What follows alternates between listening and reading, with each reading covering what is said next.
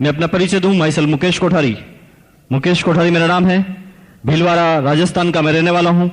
अभी भीलवाड़ा के अंदर मेरा कपड़े का स्वयं का व्यवसाय है। मैं शूटिंग बनाता हूं। फर्म का नाम है एंजली सिंथेटिक्स, 11 आनंद क्लॉथ मार्केट भीलवाड़ा में कपड़े के व्यवसाय का मेरा एक छोटा सा ऑफिस है। पिछले लगभग 47 मंथ से लगातार इस बिजनेस को मैं करता हूं। इस 47 महीनों में इस बिजनेस को करने के बाद मुझे क्या मिला है, मुझे क्या मिलने वाला है, क्या इसका फ्यूचर है, क्या इसका स्कोप है, क्या इस बिजनेस का विजन है, ये सारी बातें कुछ मिनटों में आपके सामने शेयर होगी। लेकिन इस बिजनेस को करने से पहले भीलवाड़ा के अंदर एक शूटिंग बनाने वाली प्राइवेट कंपनी के अंदर मेरी एक सर्विस हुआ करती थी। उस सर्विस को ठीक इस बिजनेस के चालू करने के ठीक 8 साल पहले मैंने ज्वाइन किया था। जब मैंने बीकॉम फाइनल का एग्जाम दिया था, परिवार की आर्थिक स्थिति अच्छी नहीं थी और मुझे परिवार वालों की तरफ से ऑर्डर मिला कि हम आपको ज्यादा नहीं पढ़ा पाएंगे, अगर आपको पढ़ना है तो थोड़ा पार्ट टाइम वर्क कीजिए, अपनी इनकम चालू कीजिए और अपनी पढ़ाई को जारी रखिए। एक लड़का जिसने बड़े बड़े सपने बनाए, एक ही दम में चकनाचूर हुए और वही दुनिया की दौड़ में मुझे भागना पड़ा। भीलवाड़ा के अंदर मैंने नौकरी तलाश की, बड़ी अप्रोच नहीं थी, नौकरी नहीं मिली। लेकिन एक जान पहचान से मुझे एक सर्विस मिली। लेकिन मुझे वहां पर एक एहसान की वजह से रखा गया। जब मैं अपना बायोडाटा देने गया तो मुझसे कुछ भी नहीं पूछा गया, क्योंकि उससे पहले मेरे एक फ्रेंड का, मेरे एक दोस्त थे, उनके पिताजी का फोन उस कंपनी में जा चुका था और उन्होंने कहा जी ऐसा है कि बायोडाटा तो बाद में देखते रहेंगे, कल से आप कंपनी में आ जाइए। तो निश्चित रूप से मैंने वो कंपनी ज्वाइन कर ली, क्योंकि मेरे पास इसके अलावा कोई अल्टरनेट नहीं था। उस सर्विस को मैंने ज्वाइन किया, 1 महीने तक लगातार काम किया। 7 तारीख सैलरी डे आया। 7 तारीख को मेरे हाथ में एक सैलरी पकड़ा गई। उसकी अमाउंट थी 750 रुपए, 750 रुपीज ओनली। लेकिन मुझे अच्छी तरह पता है कि मेरे साथ उसी कंपनी में उसी दिन एक चपरासी ने भी ज्वाइन किया था और उसका जो सैलरी रखा गया था 1500 रुपए, 1500, मुझे दे गए 750। मुझे समझ में नहीं आ रहा था कि ये क्या हो रहा है। क्या मैं इस काबिल भी नहीं हूं? क्या इस ऑफिस में चपरासी मेरे से ज्यादा अहमियत रखता है? क्या मैं जरूरतमंद नहीं हूं? 50 तरह के क्वेश्चन मेरे दिमाग में आए। लेकिन आप लोगों के लिए मैसेज क्या है? आप लोगों के लिए मैसेज यह है कि कोई फर्क नहीं पड़ता, 1% भी मायने ये नहीं रखता कि आपकी शुरुआत कहां से है। 0.1% भी ये मायने नहीं रखता कि आपकी शुरुआत कहां से है। मायने तो ये रखता है कि आप कहां तक जाने वाले हैं। क्योंकि आप में से किसी भी आदमी ने कभी भी ये सुना नहीं होगा कि एक प्रधानमंत्री पैदा हो गया, एक मुख्यमंत्री पैदा हो गया, एक इंजीनियर पैदा हो गया, एक डॉक्टर पैदा हो गया, एक चार्टर्ड अकाउंटेंट पैदा हो गया। आप में से किसी भी आदमी ने ये नहीं सुना होगा। लेकिन आप में से हर आदमी ने ये सुना होगा कि एक प्रधानमंत्री मर गया, एक इंजीनियर मर गया, एक डॉक्टर मर गया, एक चार्टर्ड मर गया। कहने का मतलब क्या है? सब शुरुआत करते हैं जीरो से, लेकिन वो कहां तक अपनी एक जिंदगी में कर पाते हैं, ये रिमार्केबल होता है। और यकीन मानिए, मैंने उस सर्विस को किया, कुछ महीने का पेशेंस रखा, परफॉर्मेंस सामने आई। 8 साल तक लगातार उस प्राइवेट कंपनी में मैंने काम किया। हर साल कुछ इंक्रीमेंट लगते गए। लेकिन 8 साल के बाद उस कंपनी में एक इतिहास बना, एक घटना हुई कि एक 27 साल का लड़का उस पूरी कंपनी का डिप्टी मार्केटिंग मैनेजर बना। 80 आदमी का स्टाफ मेरे साथ काम किया करता था और आश्चर्य की बात यह थी कि उन 80 के 80 आदमियों से मेरी जो एज थी, मेरी जो उम्र थी, सबसे छोटी थी। 13,000 रुपए ग्रोस इनकम मेरी आने लगी। कंपनी की तरफ से गाड़ी भी मिला, कंपनी की तरफ से मकान भी मिला। लेकिन जिस तरह से आम हर सेमिनार में जिस बात को मैं दोहराता हूं, आज फिर दोहराऊंगा कि आदमी को जब ये छोटी छोटी सफलताएं मिलती है तो आदमी के अंदर एक बीमारी जन्म लेती है। उस बीमारी का नाम है परफेक्शन इज पैरालिसिस। अगर दुनिया का कोई भी आदमी, अगर दुनिया की किसी भी प्रोग्रेसिव स्टेज पर अगर कभी ये सपने में भी सोचता है कि मैं परफेक्ट हो चुका हूं, मैं सब कुछ जान चुका हूं, मुझे सब कुछ आता है, मैं सब जानता हूं, तो यकीन माना दोस्तों, उसी समय उसे लकवा लग चुका है। जिंदगी में अब वो कोई बड़ा काम नहीं कर पाएगा, क्योंकि वो कहता जी मुझे सब कुछ आता है। मेरी बात से सहमत है? सहमत है जी? मुझे सब कुछ आता है ऐसा बोलते ही समझ जाइए कि आज से हमारी प्रोग्रेस खत्म। क्योंकि जब हम सीखना छोड़ देंगे तो हमारी प्रोग्रेस कैसे होगी? एक विद्वान ने कहा था कि एक आदमी अपने एक जीवन में सब कुछ नहीं सीख सकता। मरते समय भी बहुत सारे अनुभव उसके सामने आएंगे और ये अनुभव की जो प्रक्रिया है ये लगातार जीवन के अंतिम समय तक चलती रहेगी। लेकिन कभी भी हम अपने आप को कहें जी हम तो MBA हैं, MBA, एक तो होता है जी मास्टर ऑफ बिजनेस एडमिनिस्ट्रेशन, जिसकी बड़ी वक़्त है जी हिंदुस्तान में। मैं उस MBA की बात नहीं कर रहा हूं। मेरी MBA की फुल फॉर्म है मुझे बहुत आता है, BA। मुझे बहुत आता है, तो जिसको बहुत आता है उसे कुछ नहीं आता, यकीन मानिए उसने अब इस दुनिया में सारी प्रोग्रेस को खत्म कर दिया है। तो जब मेरी इनकम थोड़ी बढ़ी, मेरी थोड़ी प्रोग्रेस बढ़ी, 27 साल की एज में सफलताएं मिली, मैं अब सबसे जो कंपैरिजन करता था वो इनकम से करता था, एजुकेशन से करता था। मैं सबसे पहले कहता था मेरे फादर को कि यार आप इतने साल तक सर्विस करते हैं, आपकी पेंशन क्या है? मैं अपने भाइयों से कहता था भैया तुम्हारी सैलरी क्या है? 9,000, तुम 35 साल के हो। मैं अपने दोस्तों से भी यही बात कहता था, क्योंकि मुझे सफलता का रहस्य पता नहीं था, सफलता किसे कहते हैं ये पता नहीं था। मैं सिर्फ पैसों को सफलता मानता था। और यकीन मानिए उस दौरान मेरे जीवन में बहुत सारी अपॉर्चुनिटी आई, मैंने सबको छोड़ा क्योंकि मुझे MBA हो गया था, मुझे बहुत आता है, मैं ऐसा समझता था। लेकिन अगस्त 2000 का समय मुझे अभी तक याद है। अगस्त कल से चालू होने वाला है, ठीक 4 साल हो जाएंगे 15 अगस्त की बात। संडे का समय वो था। मुझे आप ही की तरह एक बिजनेस मीटिंग में इनवाइट किया गया। मैं जिस कंपनी में काम करता था उसी कंपनी में मेरे इमीडिएट बॉस, मार्केटिंग मैनेजर, उन्होंने कहा जी मुकेश जी क्या कर रहे हो, संडे का समय है, 10 बजे तैयार होकर मेरे घर पे आ जाओ, आपके साथ एक बिजनेस शेयर करना है। मुझे बड़ी हंसी आई। मैंने कहा जी बॉस को भूत लग गया है, हमारे सेठ लोग बिजनेस करते हैं, मैं उनकी हालत जानता हूं जी, 14-14, 15-15 घंटे तक ऑफिस में बैठे रहते हैं। ये बॉस की 12 घंटे की तो सर्विस है और ये कहता है जी बिजनेस करूंगा। हमारी कंपनी में करोड़ों रुपए लगा था, तो मुझे ऐसा लगता था कि बिजनेस करने के लिए करोड़ों रुपए भी चाहिए। तो मैं सोचता था जी बॉस कहां से लाएगा। फिर दिमाग में आता था कि शायद बॉस कोई छोटी मोटी दुकान लगाने वाला है। ऐसा लगता था कि शायद 1-2 लाख रुपए इसके पास इकट्ठे होंगे, ये कोई बिजनेस करेगा, डूबेगा और मुझे भी पार्टनर बनने के लिए बोल रहा है। 50 तरह के क्वेश्चन उसने जो ही मुझे इन्वाइट किया मेरे दिमाग में आने लगे। लेकिन फाइनली मुझे उस बिजनेस मीटिंग में जाना पड़ा। जाना नहीं चाहता था, क्योंकि इनवाइट करने वाले मेरे बॉस थे। और मुझे पता है यहां पर नए आदमी कितने हैं जी, पहली बार मीटिंग में आए हैं, हाथ खड़ा कीजिए, थैंक यू वेरी मच। तो मुझे पता है जी आप में से भी कुछ लोगों को आज यहां पर आना पड़ा होगा, आना नहीं चाहते थे। कुछ लोग तो इसलिए आ गए होंगे कि यार ये नाराज नहीं हो जाए,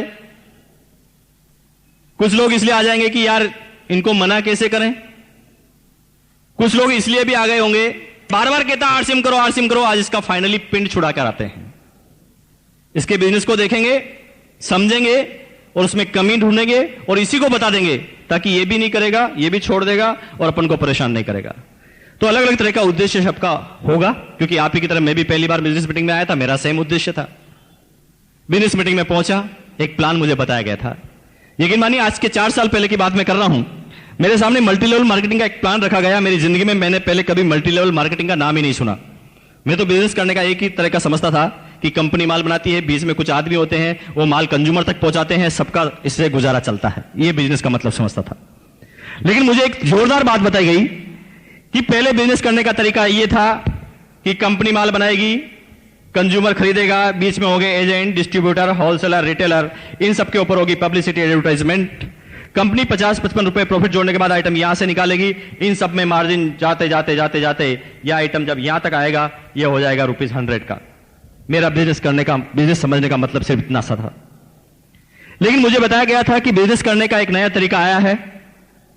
अब क्या होगा कि आपको जो तरीका बताया गया जाएगा उसके अंदर इन सारे आदमियों को यहां से हटा दिया जाएगा। अब कंपनी माल बनाएगी, सीधा दे देगी कंज्यूमर को। दिमाग खराब हो गया। मैंने कहा जी फिर बीच वाले क्या करेंगे, माल क्या कंपनी एक एक आदमी के पास पहुंचाएगी, कैसे सिस्टम चलेगा।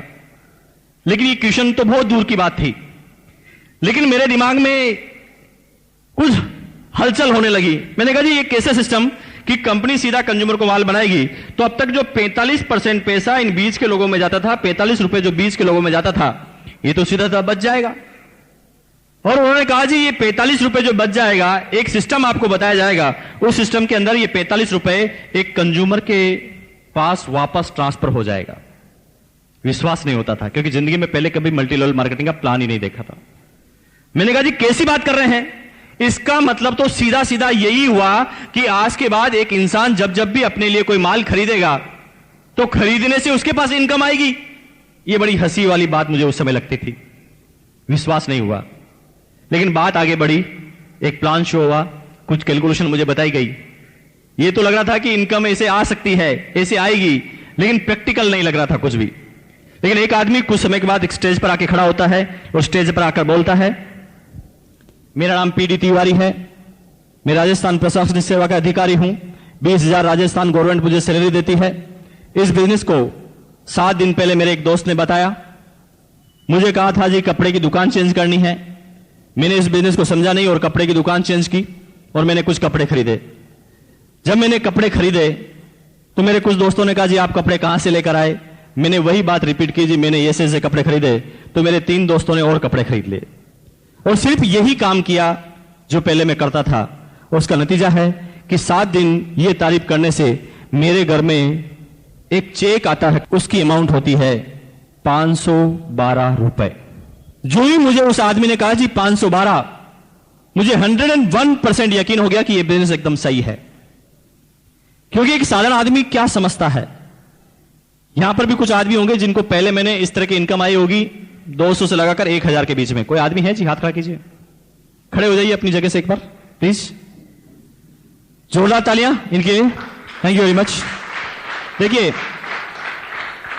तालियां, मैंने कहा जी तालियां लीडर कैसे बजाते हैं, मेरे लिए नहीं और इनके लिए ताली बजाने की जरूरत नहीं, अपने लिए बजाएं ताकि आपको याद रहे। जोरदार तालियां, thank you very much.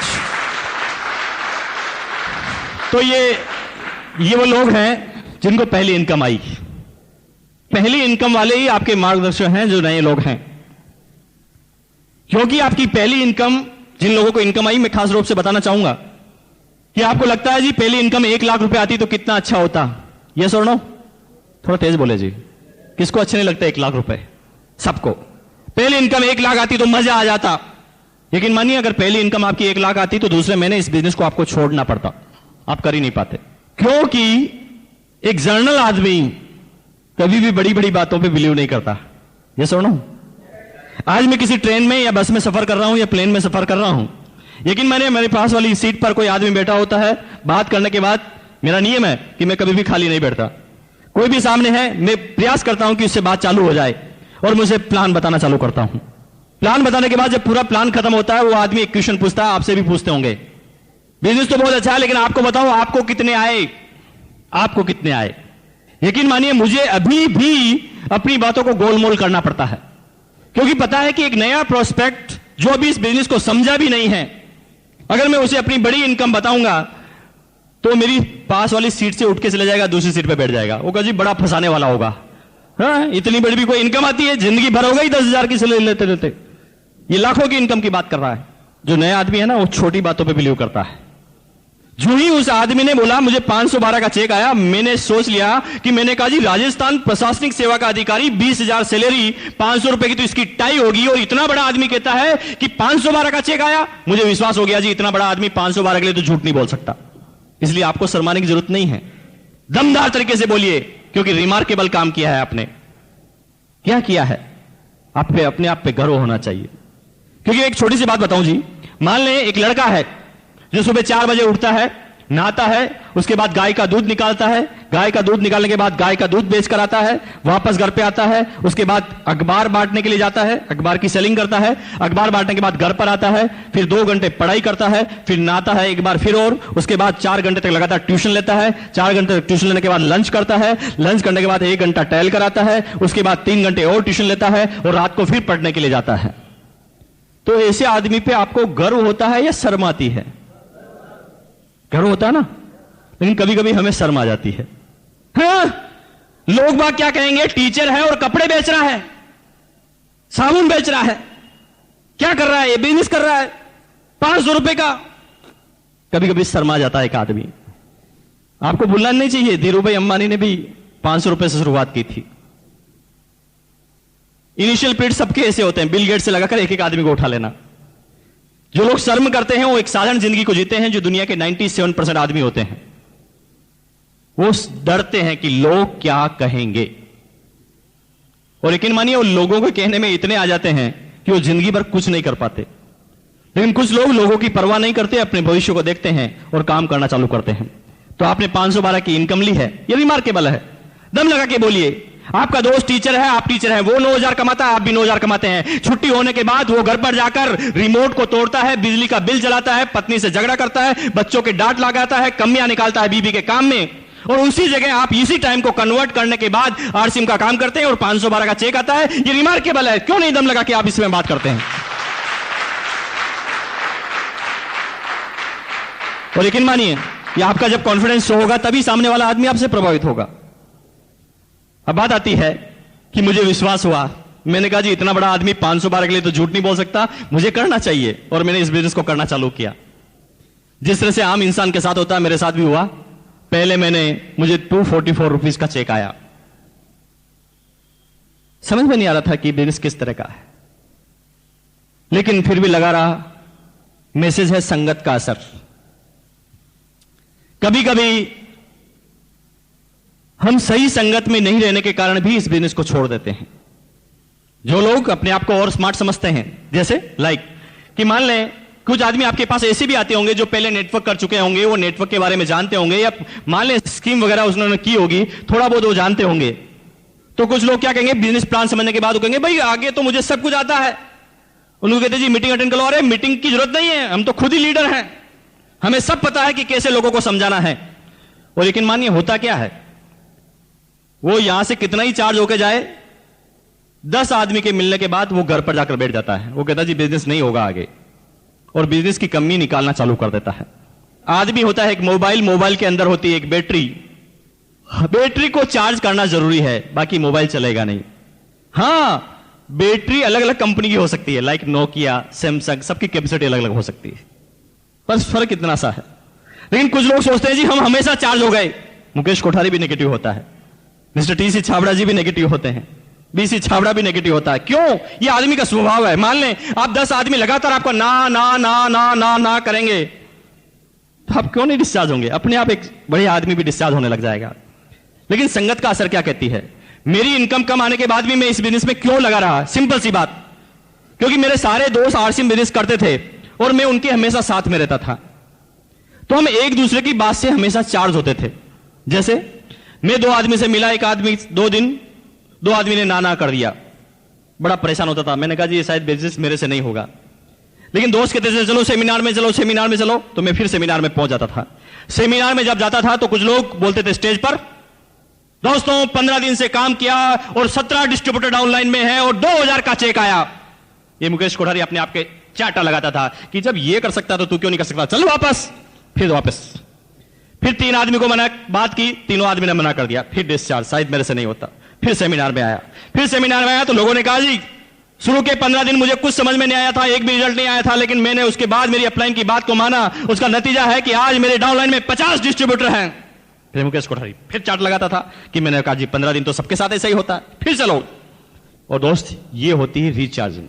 Initial period में सबके साथ यही होता है, ये सुनो, सबके साथ यही होता है। और लेकिन मानिए शुरुआती चीज में हम ये काम कर लेते हैं, संगत का असर, तो आप इस बिजनेस में लगे रहते हैं, और जब लगे रहते हैं लगन से, तो कामयाबी आपके बिल्कुल नजदीक हो जाती है। दुनिया की कोई ताकत आपकी कामयाबी को रोक नहीं सकती। अब बात आती है कि मैं लगातार लगा रहा, 6 महीने में इनकम हो गई 6,000, 1,000 पर मंथ एवरेज। 1 साल तक लगातार रहा, 60,000 की इनकम हो गई, 5,000 पर मंथ एवरेज। कभी 2,000 का चेक आता, कभी 9,000 का चेक आता, कभी 3,000 का आता, कभी 1,000 का आता, कम ज्यादा। यहां कोई आदमी ऐसे हैं जिनका कम ज्यादा चेक आता है? हाथ खड़ा कीजिए, चिंता मत कीजिए, मेरे साथ भी ऐसे हुआ। समझ में नहीं आता था 1 साल तक ये बिजनेस किस तरह का है, कोई स्टेबिलिटी नहीं, 2,000, 3,000, कभी 9,000, कभी 1,000, क्योंकि तब तक तो मैं इस बिजनेस को समझा ही नहीं था। मैं तो समझता था कि ये आदमियों को जोड़ने का बिजनेस है। लेकिन यकीन मानिए, एक एलडीपी प्रोग्राम अटेंड करने का मौका मिला, और दोस्त उस एलडीपी प्रोग्राम का इतना बड़ा असर हुआ, जो बातें मुझे बताई गई उन बातों का इतना बड़ा असर हुआ, और उसका नतीजा था कि उस एलडीपी प्रोग्राम के अगले 6 महीने बाद इस बिजनेस के मैं टेक्निकल मुकाम पर था। इनकम थी 2,85,490 रुपए।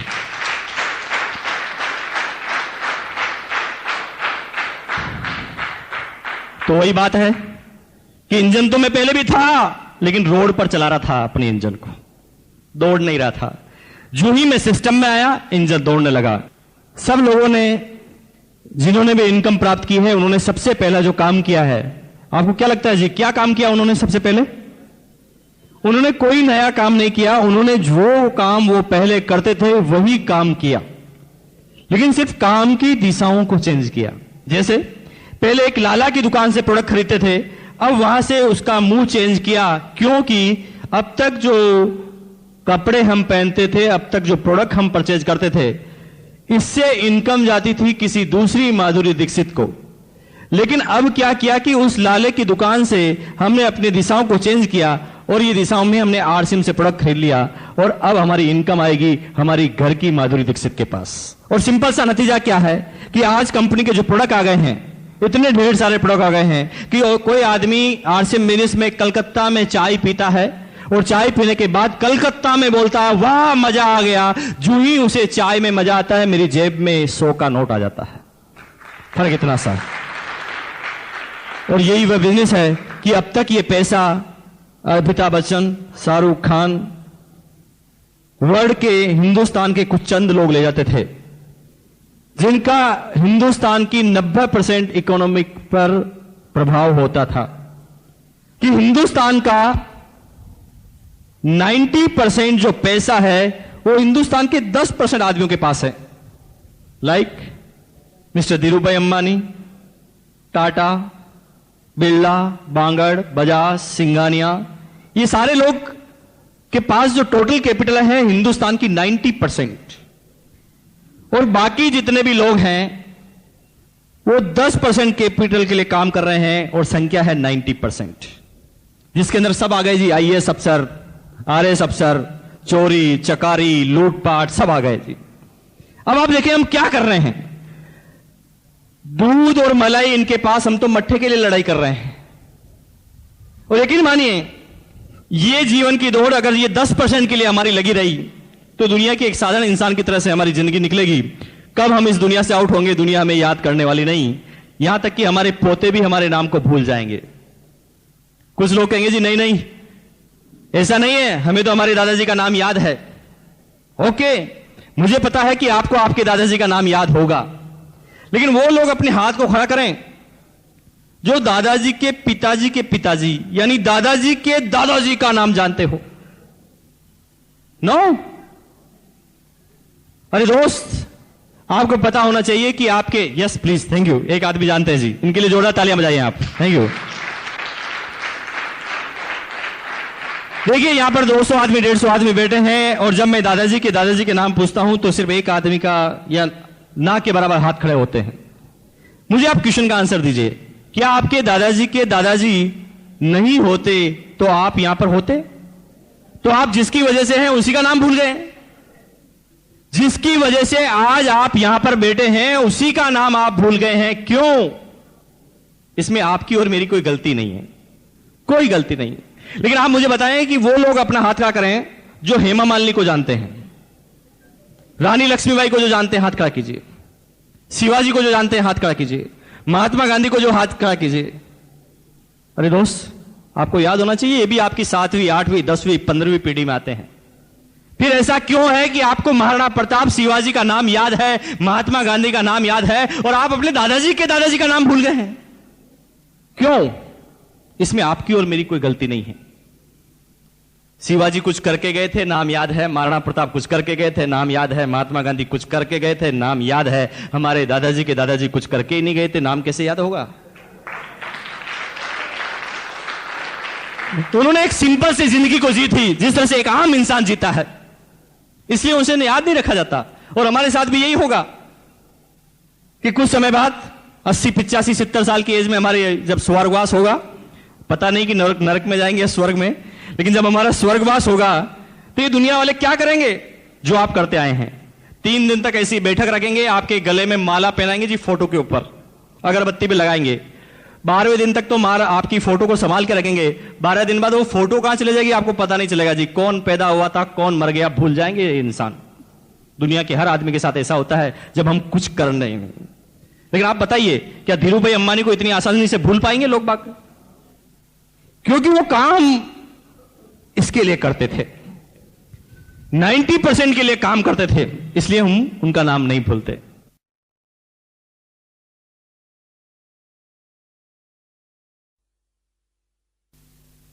तो हम किस चीज के लिए लड़ाई कर रहे हैं? अगर हमें इस बिजनेस में इनकम के रूप में नाम कमाना है तो हमें काम करना पड़ेगा इस 90% के लिए। अगर कुछ आदमी समझ रहे हैं कि मैं सर्विस करके करोड़पति और मेरे सारे सपने पूरे कर लूंगा, तो इसकी बहुत बड़ी गलतफहमी है। ऐसा कभी नहीं होने वाला। तो सिंपल वे में बिजनेस कि अपनी दुकान चेंज करने से घर में इनकम आई। लेकिन बात आती है कि हम इसी बिजनेस को क्यों करें? जब डायरेक्ट सेलिंग मेथड करना है तो हमारे पास बहुत सारे बिजनेस है, सिर्फ आरसीएम बिजनेस ही क्यों? तो मैं बात करता हूं जो हर सेमिनार में बोलता हूं, आरसीएम हमें इसलिए करना चाहिए क्योंकि जो आरसीएम बिजनेस के पास है वो दुनिया में किसी के भी पास नहीं है। क्योंकि आरसीएम के नाम आप देखते हैं कि फुल फॉर्म है RCM, right concept marketing, marketing का राइट कॉन्सेप्ट, मार्केटिंग करने का एकदम सही तरीका।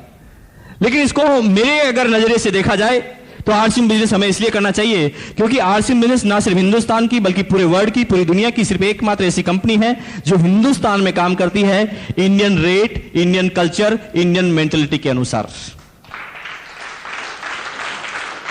Indian rate, Indian culture, Indian mentality के अनुसार। अब बात आती है व्हाट इज इंडियन मेंटेलिटी? क्या है इंडियन मेंटेलिटी? क्या है इंडियन रेट? क्या है इंडियन कल्चर? ये सब बातें आप जानते हैं, लेकिन मैं इंडियन रेट्स की बात करता हूं। आप देखें कि मान लें एक सर्वे करें, 10 आदमी का यहां से उठाएं और एक सर्वे करें, या बाहर किसी को 10 आदमी को अपन पकड़ें और उनको सर्वे करें कि आप रोज नहाते हैं, तो मुंबई में सारे लोग बोलेंगे यस। यस?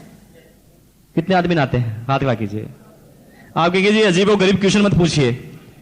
मैं ये बात इसलिए कह रहा हूं जी, आप सुन रहे हैं ना मेरी बात? You got me?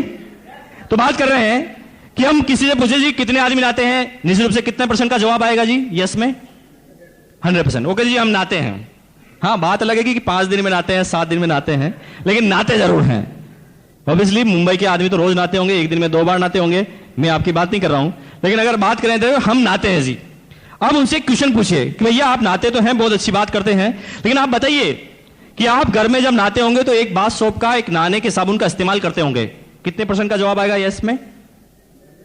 Okay, yes, bath soap का इस्तेमाल करते हैं। तो उनसे एक क्वेश्चन कीजिए कि आपके घर में जो बाथ सोप इस्तेमाल होता है, आप सोचकर बताइए, बिना ब्रांड नाम बताए, ब्रांड का नाम मत बताइए, और सोच के बताइए कि आपके घर में जो साबुन इस्तेमाल होता है वो कितने रुपए का होता है। यकीन मानिए मुंबई में 100% रिजल्ट, और ऑल ओवर इंडिया की बात देखा जाए तो 70% आदमी एक ही तरह का जवाब देंगे। कैसा? कि हम हमारे घर में जो नहाने का साबुन इस्तेमाल करते हैं उसकी रेट होती है ₹7 से लगाकर ₹12 या 13 रुपीज, 13 रुपए तक। मेरी सर्विस से कोई असहमत हो तो बोलिए। कोई असहमत है जी? थोड़ा तेज बोलिए। 70% आदमी बोलेंगे कि हम जिस नहाने के साबुन का इस्तेमाल करते हैं उसकी रेट होती है 7 से लगाकर 13 रुपए के बीच में।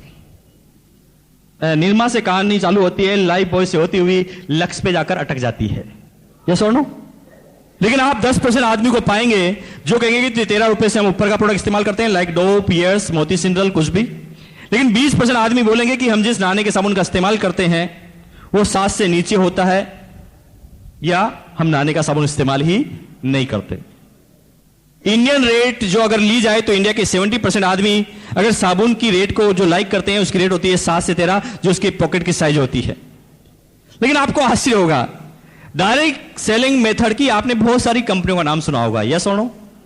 कितने आदमियों ने आरसीएम बिजनेस से पहले किसी मल्टी लेवल मार्केटिंग का नाम सुना है? हाथ खड़ा कीजिए। Thank you very much. Maximum आदमियों ने सुना है। तो आप मुझे सोच के बताइए, पूरी दुनिया में मल्टी लेवल मार्केटिंग की बात करें, पूरी दुनिया में, तो आपको आश्चर्य होगा कोई कंपनी इसके अंदर नहीं आती। क्यों? क्योंकि बेसिकली मल्टी लेवल मार्केटिंग को लोगों ने इमोशनल ब्लैकमेलिंग का सिस्टम बनाया है। दुनिया की हर कंपनी आपको बोलती है जी आपको पैसा कमाना है, गाड़ी बंगले नौकर चाकर सब कुछ चाहिए ना, तो हमारे बिजनेस में आके जुड़ जाओ। प्रोडक्ट की बात नहीं करते। लेकिन बात आती है 7 से 13 के बीच में, इसमें कोई प्रोडक्ट दुनिया की कोई कंपनी नहीं लेकर आई। क्यों? तो ये बात आपको आगे मिलेगी। लेकिन बात आती है कि कंपनी किस कल्चर में है और किस मेंटलिटी में है। अभी आपने बहुत सारे लोगों ने हाथ खड़ा किया कि दुनिया में बहुत सारी मल्टी लेवल मार्केटिंग आई जिसका नाम आपने सुना है। अब तक जो भी मल्टी लेवल मार्केटिंग का नाम आपने सुना है, आप थोड़ा सोचें कि उनका आधार स्तंभ क्या था वो क्या प्रोडक्ट लेकर आए थे, उनकी सोच क्या थी और कितने आदमी उसमें कामयाब हुए, वो हिंदुस्तान के कितने % आदमियों के लिए था। तो आपको आश्चर्य होगा मल्टी लेवल मार्केटिंग में किस तरह के प्रोडक्ट आए हैं। कुछ लोग लेकर आते हैं मेडिसिन कैप्सूल है जी, कुछ लोग आते हैं पेट्रोल की गोली, कुछ लोग लेके आते हैं इंटरनेट की वेबसाइट, कुछ लोग लेके आते हैं 250 रुपए की moisturiser cream, like so and so, इसी तरह के प्रोडक्ट आते हैं। ये सुनो, एक एक मल्टी लेवल के बारे में आप सुन लें। कुछ समय पहले एक प्रोडक्ट कंपनी लेकर आई, वो कहते जी हमारा प्रोडक्ट है मेडिसिन कैप्सूल। ये कैप्सूल बड़ा जोरदार है जी, मैजिक कैप्सूल।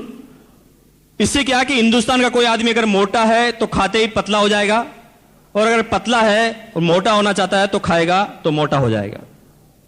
रेट है इस कैप्सूल की ₹100 पर पीस। तो आप मुझे बताइए, हिंदुस्तान के किसी आदमी को पतला होने के लिए कैप्सूल खाने की जरूरत ही क्या है? कैप्सूल को हाथ में पकड़ा तो देख देख के पतला हो जाएगा। 100 रुपए जेब में होते ही नहीं हिंदुस्तान के आदमी को। तो मान लिया कैप्सूल बहुत अच्छा है, बहुत बहुत बहुत अच्छी क्वालिटी का है, लेकिन आप में से कोई ऐसे आदमी है जो कैप्सूल की कॉस्टिंग के बारे में कुछ जानते हैं? कैप्सूल की कॉस्टिंग कैसे निकाली जाती है? क्योंकि आपको आश्चर्य होगा कि उसी फॉर्मूले का कैप्सूल मार्केट में 1 2 3 4 5 6 7 8 9 10 आप जितने रुपए में चाहो उतने में मिलता है। आप समझ ही नहीं पाएंगे कि कैप्सूल की रेट को कैसे निकाला जाता है। अरे उसके अंदर दुनिया की सबसे महंगी चीजों को भी डाला जाए ना तो 100 रुपए रेट नहीं आ सकती, लेकिन किस तरह से कॉस्टिंग को निकाला जाता है आप समझ नहीं पाएंगे। तो आप मुझे बताओ कि हिंदुस्तान में कितने आदमी मोटे हैं और कितने आदमी पतले हैं जो इस कैप्सूल को खाना चाहते हैं? मुझे तो इस हॉल में एक भी नजर नहीं आ रहा। कितने % आदमी हिंदुस्तान के उस प्रोडक्ट को यूज करेंगे? कुछ नहीं। लोगों के सपने पूरे करने के लिए उन्हें कुछ भी दिया जाएगा। एक कंपनी आती है, वो कहती है इंटरनेट की वेबसाइट लेकर आए हैं, 7,000 रुपए देने पड़ेंगे और वेबसाइट आपको देंगे बदले में। तो आप मुझे बताइए वेबसाइट की कॉस्टिंग आप कैसे निकालेंगे? कितने आदमी हैं जो वेबसाइट की कॉस्टिंग निकाल देंगे? अरे आदमी की बनाई गई चीज है वो, उसकी कॉस्टिंग कैसे निकाली जा सकती है? नो, वो तो जिसके काम की है उसके लिए लाखों की है, जिसके लिए काम की नहीं है जीरो की है। यस और नो? एक कंपनी आती मॉइस्चराइजर क्रीम लेकर, वो कहती जी हमारी जो क्रीम बनाई है मॉइस्चराइजर क्रीम, ये 250 रुपए की 100 ग्राम है, 100 ग्राम, बहुत अच्छी क्रीम है। हम कहते जी दूसरी क्रीम तो बड़ी सस्ती आती है, आपकी इतनी महंगी क्यों? तो दुनिया की सारी कंपनियों का एक ही जवाब, हमारी क्रीम बहुत अच्छी है, इसके अंदर बहुत सारे विटामिन डाले हैं, like vitamin A B C D E F G H I J K L M सब डाले हैं, और ये कंसेंट्रेट है, बहुत जोरदार है। इस तरह के फॉर्मूले कभी दुनिया में नहीं बने। मान लिया कि क्रीम बहुत अच्छी है, मैंने भी मान लिया, आपने भी मान लिया, लेकिन कोई सज्जन ऐसा है कि क्रीम को हाथ में लेकर सूंघकर लगाकर बता सकता है कि ये कितने रुपए किलो की है? कोई बता सकता है जी? क्रीम की कॉस्टिंग आपके बस की बात नहीं निकालना, क्योंकि विटामिन ई की क्रीम मार्केट में 10 15 20 30 40 50 60 70 80 90 100 जितने में चाहिए उतने में मिलती है। आप पता नहीं कर पाएंगे कि वास्तव में क्रीम की रेट होनी क्या चाहिए। लेकिन मान लिया कि ये सब रेट ऐसा ही है, लेकिन आप देखिए कि हिंदुस्तान के कितने % आदमी क्रीम लगाते हैं, कितने % आदमी वेबसाइट इस्तेमाल करते हैं, कितने % आदमी मेडिसिन का यूज करते हैं, और कितने % आदमी अदर आइटम का या मान लो पेट्रोल की गोली का यूज करते हैं। आप सोचिए, दुनिया की तमाम कंपनियां अभी तक ऐसी आई है जो कुछ सर्टेन % लोगों को ग्राहक बनाने के लिए आई है, जिनका काम पैसा बटोरना हो, बस, इससे ज्यादा कुछ भी नहीं। लोगों के सपनों से खिलवाड़ करना, इससे ज्यादा कुछ भी नहीं। लेकिन वर्ल्ड में 3 चीजें ऐसी है, और आमतौर पर हिंदुस्तान में, जिसकी कॉस्टिंग एक आम इंसान कभी भी निकाल सकता है, कभी भी। वो हमारे नाम से निकलता है, R for roti, C for कपड़ा, M फॉर मकान। रोटी, कपड़ा और मकान। तो आप बताइए, कोई आदमी, कोई कंपनी आपको कहे जी हम नेटवर्क में लेके आए हैं गेहूं जो रोज आप खाते हैं, रोज गेहूं खाओ और आपकी इनकम बनेगी, गेहूं बहुत अच्छी तैयारी से बनाए गए हैं और गेहूं की रेट हमारी नेटवर्क में है 100 रुपए किलो। आपको हजम हो जाएगी? आपको गुस्सा आएगा तो आप कहेंगे इधर आना, इधर आना, एक मिलाकर मारेंगे, उल्लू बनाता है जिंदगी भर वही खाते खाते रोटी को 10 रुपए किलो गेहूं। 1 सेकंड में कॉस्टिंग निकाल दी। यस और नो? इसलिए आपको पता होना चाहिए, गेहूं को लेकर दुनिया की कोई कंपनी नेटवर्क में नहीं आई है, कहीं पोल नहीं खुल जाए। सब जानते हैं गेहूं के बारे में। तो एक कंपनी आती है, वो कहते हैं जी हम मुंबई में वाशी के अंदर, या मान लें नेरुल के अंदर, या मान लें और आगे आप चले जाएं जी खारघर के अंदर, एक रूम हॉल किचन का एक फ्लैट देंगे जो 600 स्क्वायर फीट का होगा। और रेट होगी 5 करोड़। हजम हो जाएगी आपको? आगे उल्लू मत बनाओ यार, मुंबई में पैदा हुए यही मर जाएंगे। एक एक एरिया की रेट के बारे में हमें पता है। एक इंजीनियर आएगा, बता देगा कितना चूना लगा है, कितनी मिट्टी लगी है और यहां की प्रेजेंट वैल्यू क्या है, आपका मार्जिन क्या है, रेट आ जाएगी 5, 7, 8 लाख रुपए। यस और नो? निकाल देना कॉस्टिंग एक ही सेकंड में। इसलिए दुनिया की कोई कंपनी मकान को लेके आई नहीं, कॉस्टिंग आपने निकाल दे कहीं, सारी पोल नहीं खुल जाए। या कितने ऐसे आदमी हैं जो आरसीएम के डिस्ट्रीब्यूटर नहीं है, पहली बार आए हैं? हाथ खड़ा कीजिए। यस, वेरी गुड, धन्यवाद। देखिए, आपने इस शर्ट पहन रखा है, बहुत अच्छी आपने शर्ट पहन रखा है। इसके बारे में आप क्या मुझे कन्विंस कर सकते हैं कि ये 1000 रुपए की है? कर सकते हैं? मैंने आपको शर्ट को देखा और मैं बता सकता हूं कि ये शर्ट होगी 200 से 300 रुपए के बीच में। ये सुनो, निकाल देना कॉस्टिंग। एक हिंदुस्तान का आम इंसान, क्योंकि कपड़ा रोज पहनता है, बचपन से पहनता आया है, अगर कोई विचित्र तरह का कपड़ा नहीं है, कोई विशेष तरह का या कोई नई टेक्नोलॉजी का कपड़ा नहीं है, अगर वो साधारण सा कपड़ा है, तो हिंदुस्तान का एक आदमी कपड़े को देखकर भी कॉस्टिंग निकाल सकता है 150 रुपए कम ज्यादा, क्योंकि लाला का मार्जिन भी कम ज्यादा होता है।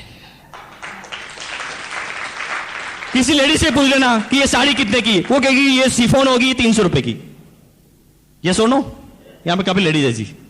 देख के हम आसपास की रेट को निकाल देते हैं। यानी कपड़े की रेट भी अगर वो विशेष तरह का कपड़ा नहीं है तो हम आसपास की रेट को निकाल देते हैं। इसलिए आपको आश्चर्य होगा कि दुनिया की कोई भी कंपनी फैब्रिक को लेकर डायरेक्ट सेलिंग मेथड में अभी तक नहीं आई। This is the first company in the world, RCM business. ये दुनिया की पहली ऐसी कंपनी है आरसीएम बिजनेस जो कपड़े को लेकर नेटवर्क में आई है। लेकिन बात सिर्फ कपड़े की नहीं है। 20 अक्टूबर से कंपनी, 20 अक्टूबर 2001 से कंपनी एफएमसीजी में भी आई है। लेकिन एफएमसीजी में जब आई है तो भी इन्होंने इंडियन रेट, इंडियन कल्चर और इंडियन मेंटलिटी का बहुत अच्छी तरह से ध्यान रखा है। कंपनी ने, मैं एक साबुन की बात कर रहा था जिसकी एवरेज 7 से 13 के बीच में आती है। कंपनी ने एक प्रोडक्ट निकाला था, आप सब जानते हैं उसके बारे में, 100 gram 100% pure veg, vitamin E and vacuum pack, 70% TFM, total fatty material.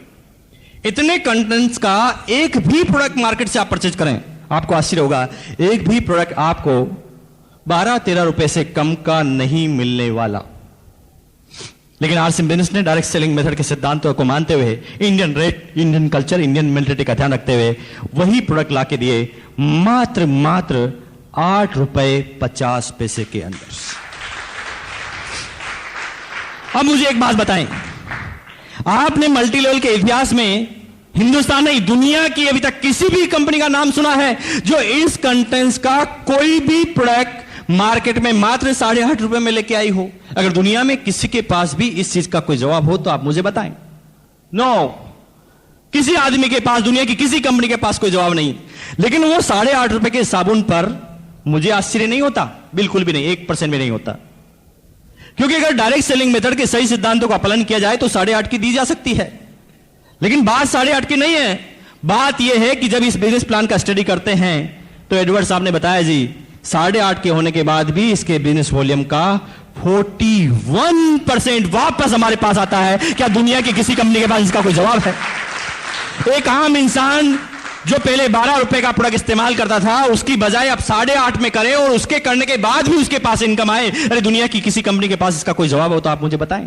20 रुपए किलो का वॉशिंग पाउडर, 10 रुपए का टूथब्रश, 32 रुपए का 200 ग्राम हर्बल टूथपेस्ट, 30 रुपए का, 36 रुपए का कॉटन बनियान। एक एक प्रोडक्ट की तुलना करें, 100 रुपीज केजी और 130 रुपए किलो चाय। कितने आदमी जिन्होंने चाय पी के देखा, हाथ खड़ा कीजिए। एक शब्द में बोले जी चाय कैसी लगी आपको? सीधी तुलना कीजिए ब्रुक बॉन्ड और रेड लेबल से, सीधी 180, 190, 200, 210 रुपए किलो। वही प्रोडक्ट इनिशियल में हमें 130 में मिले जो आम मार्केट में नहीं मिले, और उसके बाद 130 के बिजनेस वॉल्यूम का भी 41% वापस हमारे पास। अरे दुनिया की कोई कंपनी इसके बारे में कुछ सोच भी पाई हो तो एक के पास भी किसी का कोई जवाब हो तो मुझे आप बताइए। दुनिया में कोई जवाब नहीं। क्या है इंडियन मेंटलिटी, क्या है इंडियन कल्चर? अभी तक दुनिया की हर कंपनी ने अपने रेट को छुपाने के लिए कल्चर को चेंज किया है। अगर हिंदुस्तान में कपड़े धोने के लिए एक डिटर्जेंट केक का इस्तेमाल किया जाता है और कपड़े को नीचे रखकर इसे घिसा जाता है, दिस इज इंडियन कल्चर। ये कौन सा कल्चर है? ये इंडियन कल्चर। लेकिन अगर वो इंडियन कल्चर का प्रोडक्ट लाएंगे तो लोग बाग रेट के बारे में तंग करेंगे कि हमारे हिंदुस्तान में तो 5 रुपए का डिटर्जेंट केक आता है, 7 का आता है जी, 8 का आता है। तो उन्होंने उस रेट को छुपाने के लिए कल्चर को चेंज किया। उन्होंने उस चीज को बनाया लिक्विड फॉर्म और कहा गया जी ये 250 रुपए का है। किया ना कल्चर को चेंज। पोचा जानते जी? पोचा यहां पर क्या बोलते हैं जी? फर्श को साफ करने से गीले कपड़े को लगा के बोलते हैं, क्या बोलते हैं जी? पोचा ही बोलते हैं, पोचा लगाते हैं जी। हिंदुस्तान में जो पोचा कितने सालों से लगाया जा रहा है जी, आप बता सकते हैं? आपको इसका बस जवाब नहीं होगा जी। आपके पिताजी, दादाजी, परदादाजी कितने सालों से पोचा लगाया जा रहा है जी। ठीक है जी। और देखिए पोचा हम सिंपल पानी से लगा लेते हैं, कभी उसमें सर्फ डाल देते हैं, कभी फिनाइल डाल देते हैं, यस और नो? ऐसे लगाते हैं जी। कितने ऐसे आदमी हैं जिनके घर में ऐसा पोचा लगने से वो बीमार हो गया हो? कितने आदमी जी बताओ? लेकिन वो आदमी सबसे पहले हमारी कमजोरी की तरफ नजर डालते हैं। वो कहते हैं जी आप पोचा एकदम गलत तरीके से लगाते हो, ये पोचा लगाने का कोई तरीका है? अब क्या कीजिए, एक बाल्टी लीजिए, उसके अंदर हमारा ये 250 रुपए वाला लिक्विड 2 बूंद डालिए और फिर पोचा लगाइए जी। क्यों किया जा रहा है जी हमारे कल्चर को चेंज? क्यों हमारी जेबों पर असर डाला जा रहा है? क्यों ना एक आम हिंदुस्तानी को, आम हिंदुस्तानी जो चाहता है उसे प्रोडक्ट दिया जाए, वैसी रेट दिया जाए? लेकिन दुनिया की किसी कंपनी के पास कोई जवाब नहीं। लेकिन हिंदुस्तानी मेंटलिटी क्या है? हिंदुस्तान के आदमी को बोलते हैं जी 20 रुपए किलो का वॉशिंग पाउडर, 10 रुपए का टूथब्रश, 8.5 रुपए का नहाने का साबुन, 130 रुपए किलो चाय। तो हिंदुस्तान का आदमी कहता वाह इतना सस्ता, तब तो खराब होगा। इतना सस्ता है तब तो खराब होगा। तो आप मुझे बताओ कि मैं चाहे इन प्रोडक्ट की कितनी भी तारीफ करूं जी, यहां उछल उछल कर तारीफ करूं, लाउड स्पीकर पे तारीफ करूं, आप सब लोग भी विज्ञापन दे दे के तारीफ करें, तो कितने आदमी हैं जो मुंबई में कहेंगे जी वाह वाह वाह क्या तारीफ की है आपने इतनी जोरदार, तो 1 साल का प्रोडक्ट एक साथ दे जाओ। कितने आदमी बोलेंगे जी आपको? कोई नहीं बोलने वाला। ज्यादा तारीफ करोगे तो क्या कहेंगे, अच्छा इतनी तारीफ, ले 8.5 रुपए दे साबुन अभी देख लेता हूं। क्या तारीफ करेंगे जी? वो तो पहला चीज है कि प्रोडक्ट में दम होगा तो आगे चलेगा, बाकी खिसकेगा तक नहीं। तो क्यों इमोशनल ब्लैकमेलिंग की जाती है जी? प्रोडक्ट अच्छा है वो तो पता चल जाएगा, यूज करके बताओ। चाय पीते ही पता चल जाएगा चाय कैसी है, वॉशिंग पाउडर इस्तेमाल करते ही पता चल जाएगा वॉशिंग पाउडर कैसा है। तो इसमें क्यों इतनी तारीफ की जाए? क्यों नहीं एक आम इंसान को निर्णय लेने का अधिकार दिया जाए? क्यों इतना इमोशनल ब्लैकमेल किया जाए? अब तक दुनिया की सारी कंपनियों ने हिंदुस्तान के साथ यही किया है। लेकिन क्या इसके फॉर्म है? किस तरह से बिजनेस चलेगा? कंपनी क्या क्या प्रोडक्ट लेके आने वाली है? ये सारी बातें आपके सामने पता चलेगी। कंपनी 19 अगस्त दिल्ली के ताल कटोरा इंडोर स्टेडियम, अब तक आरसीएम बिजनेस का सबसे बड़ा फंक्शन, 35,000 आदमियों की पब्लिक उस फंक्शन में मौजूद होगी। मुंबई से सैकड़ों आदमी वहां पर मौजूद होंगे। काफी लोगों की तैयारी भी होगी। कितने आदमियों ने तैयारी कर ली जी? उसके बारे में हाथ खड़ा करेंगे। यस, काफी लोगों ने तैयारी भी कर ली है और काफी लोग तैयारी की तरफ अग्रसर हैं। और यकीन मानिए वो 19 अगस्त का फंक्शन, वहां आपको पता चलेगा कि कंपनी क्या करने वाली है। कंपनी में जब इस बिजनेस को मैंने ज्वाइन किया था तो एक 8 पेंट पीस की किट हुआ करती थी। और यकीन मानिए जब वो 8 पेंट पीस की किट लेकर मैं घर पे आया तो मेरी पत्नी ने सबसे पहले मुझे बोला, जी कोई कपड़े की दुकान लगा ली है आपने? क्या करने जा रहे हैं? जब भी किसी के पास जाते थे तो लोग बाग उल्टे सीधे क्वेश्चन करते थे। लेकिन बात कंसेप्ट की थी भैया, एक प्रोडक्ट से चालू हुआ, आज कंपनी के पास 106 प्रोडक्ट हैं, 106। और कंपनी अगले ही महीने एक साथ वर्ल्ड के इतिहास में पहली बार 10 नए प्रोडक्ट एक साथ लेकर आने वाली है, जिसे दुनिया की कोई कंपनी लेकर नहीं आएगी। क्या होगा दिसंबर तक? क्या होगा दिसंबर तक? सुबह आप गुड मॉर्निंग बोलेंगे तो आरसीएम बिजनेस के साथ, और गुड नाइट बोलेंगे तो आरसीएम बिजनेस के साथ। और कंपनी ने एक एक कल्चर का ध्यान रखा है। यह पता है कि हिंदुस्तान में लोअर ग्रेड के भी आदमी है और अपर ग्रेड के आदमी भी है, मीडियम ग्रेड के आदमी भी है। और आप एक एक प्रोडक्ट के बारे में पता कर लें।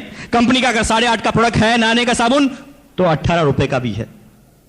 डिटर्जेंट 5 रुपए का है तो 8 रुपए का भी है और 12 रुपए का भी है। वॉशिंग पाउडर अगर 20 रुपए का है तो 30 रुपए का भी है और 70 रुपए का भी है।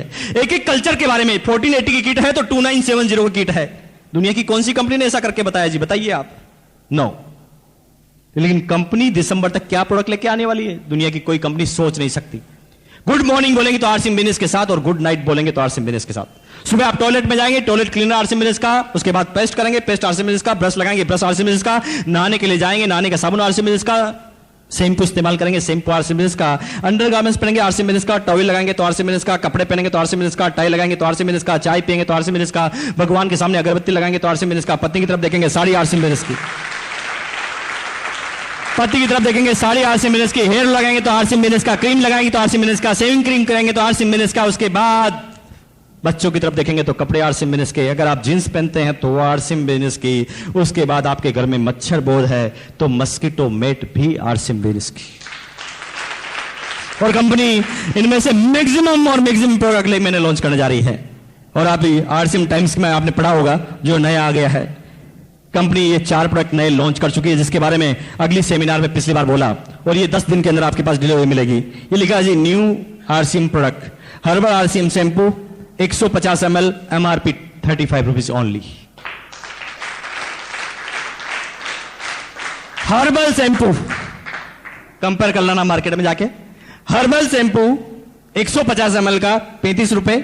जूनियर आरसीएम टूथब्रश, अभी तक देखिए बड़ों लोगों के टूथब्रश थे लेकिन बच्चों के नहीं थे, तो बच्चे कहते होंगे जी आरसीएम के हमारे कब आएंगे, तो बच्चों का ध्यान रखा हुआ गया है। और आरसीएम बिजनेस जो MRP मात्र 10 रुपए रखी गई है। हर्बल आरसीएम ऑयल, सिर में डालने का जो ऑयल है वो आरसीएम बिजनेस का आगे है, वो भी हर्बल है और ₹28 ओनली। और इसका जो फॉर्म है 150 ml, चिकमेट की शर्ट, न्यू लुक की शर्ट, इसमें बहुत सारे प्रोडक्ट और आ रहे हैं। अगले महीने अगरबत्ती भी आ रही है, कंपनी कॉस्मेटिक सीरीज में जाने वाली है, कंपनी लेडीज अंडरगारमेंट्स में जाने वाली है, और कंपनी पता नहीं क्या क्या प्रोडक्ट अगले दिसंबर तक लेके आने वाली है, जिसके बारे में दुनिया की कोई कंपनी नहीं सोच पाई है। लेकिन आप मुझे बताएं कि कोई प्रोडक्ट क्वालिटी में अच्छे हो जो हम जांच लेंगे, क्वालिटी में अच्छे हो, रेट में कम हो, और उसके बाद भी उसका 41% हमारे पास आए, तो बताइए ये बात आप दुनिया से कितने समय तक छुपा पाएंगे? और कौन सा ऐसा मूर्ख इंसान होगा जो इन प्रोडक्ट को आने वाले समय में लेने से मना करेगा? लेकिन समय लगेगा, मुझे पता है कि एक दिन में सारे आदमी नहीं समझेंगे। शुरुआत में जो समझेंगे वो लीडर होंगे, वो पायनियर होंगे, बाद में तो भीड़ आती है जी। पत्नी कहती थी कि ये बनारसी साड़ी 5,000 की बहुत अच्छी होती है, तो मैं कहता था जी स्वास्थ्य के लिए खराब होती है, कॉटन साड़ी बहुत अच्छी होती है, क्योंकि उस समय 160 रुपए की आती थी। कैसे कन्विंस करते हैं हम? यही कन्विंस करते हैं, एक आम इंसान यही करता है। बच्चा कहता है क्रिकेट का बैट चाहिए MRF का, तो हम कहते हैं जी तेंदुलकर ने भी लकड़ी से शुरुआत की थी, तो इससे करो जी बहुत अच्छा शॉट आता है। यूं नहीं कहते जी जेब को हजम नहीं हो रही बात। ये कन्विंसिंग पावर है हमारी, और हम एक आम इंसान यही जिंदगी पर हम समझौते करते हैं। बच्चे को जो खिलाना होता हम खिला नहीं पाते, जो पढ़ाना होता वो पढ़ा नहीं पाते, पत्नी जो मांगती वो दिला नहीं सकते, सपने हम पूरे नहीं कर सकते। ये सारे आम इंसान करते हैं, और मेरे साथ भी यही था, कन्विंस करता रहता था हमेशा।